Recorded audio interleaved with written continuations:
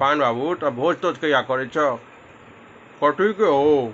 हाँ अरे भाई मकान तकार बन रहा है, कहिया तक घरवास तरवास करवा कहब तब ना गाँवों के ना भोज भात के कनी इंतजार रहे छे। हैं 2-4 गो छोड़ा सब से कह रहा है आयो पान बाबा कहिया कठिन भोज भात। हम कह रे बुआ हमरा अपने नहीं बुझल है भाई बन जेता बुझल है तखन कह देब।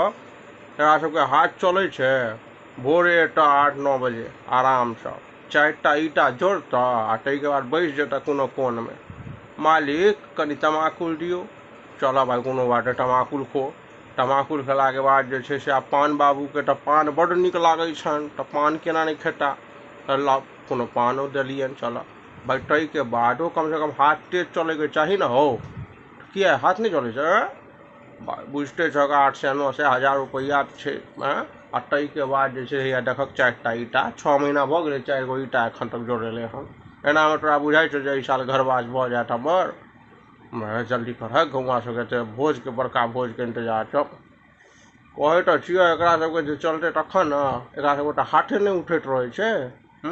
आ 2 बजे 1 बजता नहीं कि ई सब चल जेता।